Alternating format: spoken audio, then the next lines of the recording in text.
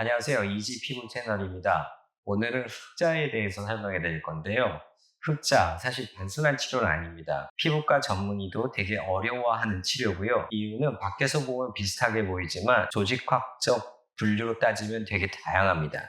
우리가 흔히 흑자, 영어로는 렌티진, 렌티고 이렇게 부르는데 렌티라는 말은 라틴어로 렌즈라는 뜻이에요. 그러니까 수정체, 동그란 형태의 색소 침착을 흑자, 렌티진, 렌티고라고 부르고 있습니다. 흑자는 단순 흑자, 햇빛에 의한 흑자, 노화에 의한 흑자, 여러 가지 질병과 동반된 흑자, 여러 가지가 있습니다. 가장 흔한 게 솔라 렌티진, 그래서 햇빛에 의한 흑자인데 이거는 사실 노화랑 관련이 돼 있어요. 햇빛에 노출되는 부위만 생깁니다. 얼굴, 손등, 목 이런 데 생기는 게 광선 흑자, 노화 흑자 이렇게 부르고 있죠. 이거는 조직 검사를 해보면 멜라닌 세포의 수는 그렇게 증가되어 있지는 않아요.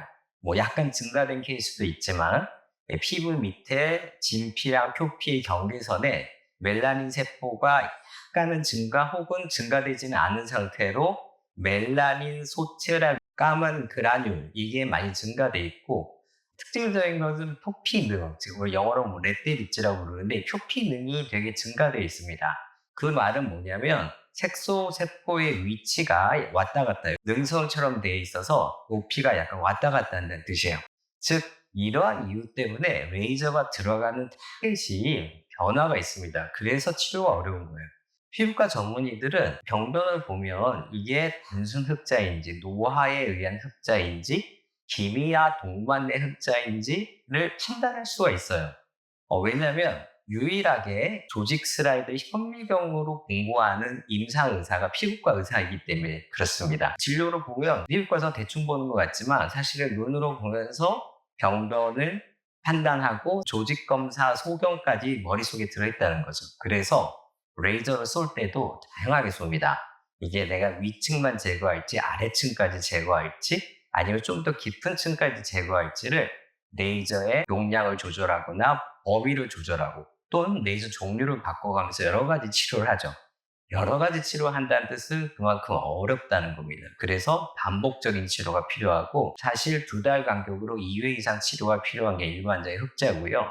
단순 흑자, 렌티고 심플렉스라고 부르는 단순 흑자도 있는데 이건 조직 검사를 해보면 멜라닌 세포의 숫자가 증가되어 있지만 이렇게 피부 능이 좀 길지 않습니다. 편편합니다. 즉 멜라닌 세포가 존재하는 층이 단순하다는 거죠. 그래서 이건 치료가 쉽습니다. 그래서 의사들이 치료할 때도 요거는 몇 번 하면 없어지겠다. 간단한 치료를 해도 되겠다라고 환자한테 미리 얘기할 수도 있고 실제로 경과가 좋고 결론은 뭐냐면 피부과 전문의들은 보는 순간 진단명과 조직학적 소견을 머릿속에 담고 있고 어떤 레이저로 할 것이며 어떠한 레이저로 어떠한 범위로 할 것인가를 이미 머릿속에 다 계산을 한다는 거죠.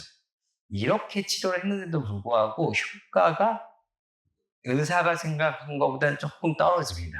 그만큼 어려운 질환이죠. 왜? 여러 가지 조직학적 소견이 섞여 있기 때문에. 흑자는 되게 어려운 질환입니다. 어렵다는 게 레이저로 1회로 끝난다는 뜻은 아닙니다. 하지만 만약에 피부과한테 제대로 진료를 받고 치료를 하신다면 성공적인 치료를 할 거라고 저는 생각합니다.